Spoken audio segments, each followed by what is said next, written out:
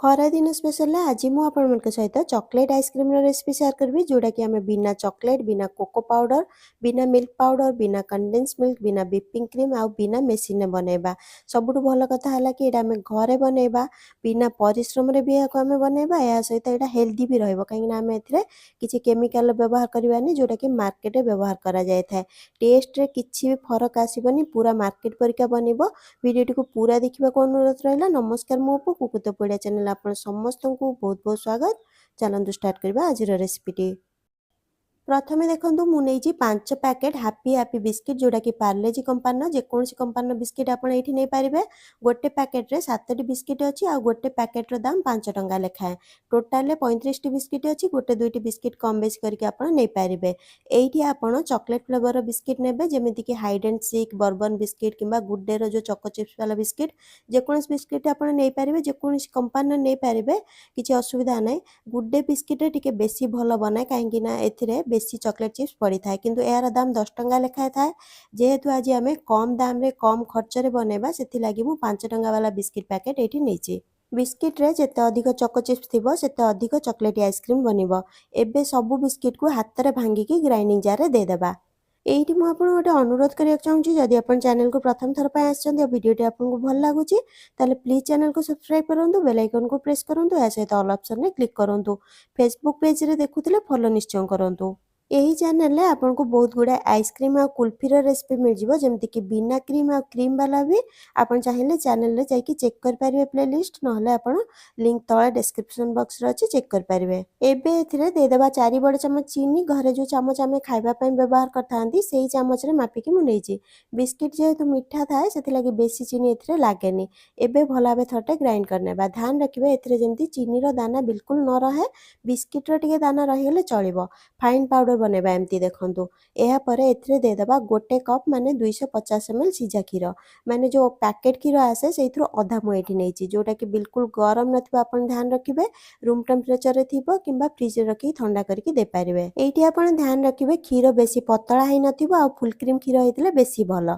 एहा सहित एथिरे दे देबा आधा छोट चम्मच वनीला एसेंस जोटा कि ऑप्शनल अछि नथिले चलिबो। एही एसेंस आपण को जेकोसी ग्रोसरी दुकान ने सहज रे मिलि जिवो आ बहुत सस्ता भी। एहा सहित एथिरे दे देबा गोटे छोट चम्मच इंस्टेंट कॉफी पाउडर जोटा कि आमे डेली घरे यूज करथांती एटा भी ऑप्शनल अछि न देले चलिबो किंतु देले टिके बेसी भल लागि थाए आ आइसक्रीम रो कलर भी बहुत बढ़िया आसीबो। चॉकलेट फ्लेवर संगरे कॉफी रो फ्लेवर टा बेसी भल लागि थाए आपण थरे देकी देखिबे। एबे आमे याको भलाबे थटे चिकन करके ग्राइंड करनेबा जेहेतु आमे आइसक्रीम बनौचंती सेथि लागि आइसक्रीम को क्रीमी बनाय पय किछि ते दबाक पड़िबो। एठी देखंतु मु दउची अमूल फ्रेश क्रीम आपण को जेकोसी ग्रोसरी दुकान एटा सहज रे मिलि जिवो। एइटा आपण दे पारिबे किंबा क्षीर सर दे पारिबे। क्षीर सर भी मु जेतिकी अमूल क्रीम नेबी सेतिकी आपण क्षीर सर दे पारिबे नहले आपण मिल्क पाउडर भी अल्प टिके दे पारिबे सेतिरे भी क्रीमी बने किंतु सेते क्रीमी बनिबनी जदि आपण क्षीर सर किंबा क्रीम देबे बेसी क्रीमी बनिबो। एइठी आपण भाबुते कि क्रीम देबानी बोली मु कहितली मु व्हिपिंग क्रीम देबानी बोली कहितली काहेकि ना मार्केट रो आइसक्रीम रे व्हिपिंग क्रीम दिया जाय थाए अमूल फ्रेश क्रीम रे केबे भी बना जायनी। आज हमें अमूल फ्रेश क्रीम रे बनेबा। जदि आपण क्षीर सर व्यवहार करिया चाहउछंती ताले ध्यान रखिबे 2-3 दिन रु अधिक पुराना हे नथिबो क्षीर सर एहा सहित आपण याको फ्रिज रे रखि नथिबे फ्रीजर रे रखिथिबे जेतल दरकार किछि समय पूर्व बाहर करिकि रूम टेम्परेचर को नै आसीबे तापर व्यवहार करिवे। क्षीर सर देकी वैनिला आइसक्रीम रो रेसिपी मु आगुरु आपण मानक सहित शेयर करथिली लिंक तळे डिस्क्रिप्शन बॉक्स रे अछि आपण चाहिले चेक कर पारिबे। एठी मु मेजरिंग कप रे मापी कि आधा कप माने 125 ml क्रीम नौची माने अमूल फ्रेश क्रीम रो जो छोट पैकेट आस्ता 250 ml रो सेइथिरु मु आधा नौची। आपण एठी ध्यान रखिबे क्रीम को आधा घंटा पूर्व फ्रीजर रे रखी ठंडा करनेबे भला हबे। एबे याकू टाइम देखि 10 सेकंड पर्यंत ग्राइंड करिबा। एहाटू अधिक बिल्कुल भी ग्राइंड करिवेनी नले एथरु बटर बाहर आसीबो।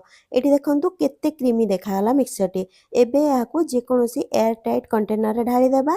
एठी आपण स्टील काच किंबा प्लास्टिक कंटेनर नै पारिबे जोथिरे कैप थिबो। प्लास्टिक डबा नेले ध्यान रखिबे आगुरु एथिरे भजा तरकारी किछि रखि नथिबे जेमति नले आइसक्रीम रे तरकार स्मेल आसीबो। एबे याकू 2-3 घंटा पय फ्रीजर रे रखि देबा जेमति कि एटा टिके जमी जिवो। आपन को फ्रिज ऊपर डिपेंड करछि आपन को केते टाइम लागिवो। ଏଇଠି ଦେଖନ୍ତୁ 2-3 ଘଣ୍ଟା ହେଇଗଲାଣି, ଏଇଟା ଭଲ ଭାବେ ଜମିଗଲାଣି। ଆପଣ ଚାହିଁଲେ ଏମିତି ଏହାକୁ ଖାଇପାରିବେ। ଦେଖିକି ଆପଣ ଜାଣିପାରୁଥିବେ କେତେ କ୍ରିମି ବନିଛି।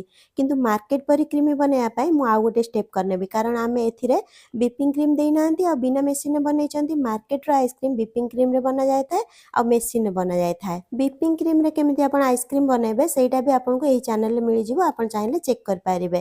ଏବେ ଏହାକୁ ଏମିତି ବାହାର କରିନେଇ ଗ୍ରାଇଣ୍ଡିଂ ଜାରରେ ଦେଇଦେବା। ଆଉ ଟାଇମ୍ ଦେଖି 20ରୁ 30 ସେକେଣ୍ଡ ପର୍ଯ୍ୟନ୍ତ ଗ୍ରାଇଣ୍ଡ କରିବା। ବିଲକୁଲ ବି ଅଧିକ ସମୟ ପର୍ଯ୍ୟନ୍ତ ଆପଣ ଏହାକୁ ଗ୍ରାଇଣ୍ଡ କରିବେନି।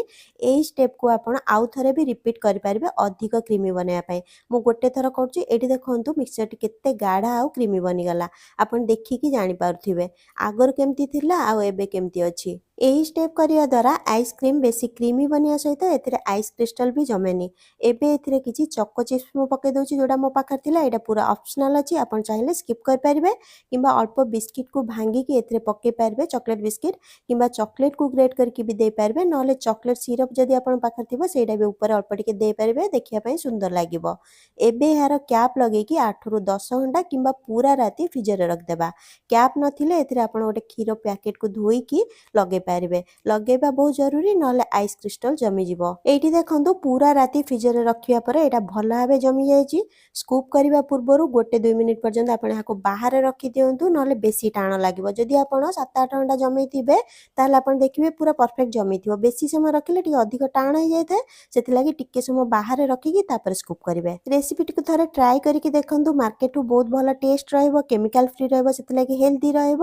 ଆପଣ ଏହାକୁ ବାର ବାର ବନେଇବାକୁ ପସନ୍ଦ ନିଶ୍ଚୟ କରିବେ। ଭିଡ଼ିଓଟି ଭଲ ଲାଗିଥିଲେ ଲାଇକ୍, ସେୟାର ଆଉ ସବସ୍କ୍ରାଇବ୍ କରିବାକୁ ଭୁଲିବେନି। ପୁଣି ଦେଖା ପାଉ ଗୋଟେ ନୂଆ ରେସିପିରେ। ସେ ପର୍ଯ୍ୟନ୍ତ ଖୁସି ରୁହନ୍ତୁ, ହେଲ୍ଦି ରୁହନ୍ତୁ ଆଉ ସେଫ୍ ରୁହନ୍ତୁ।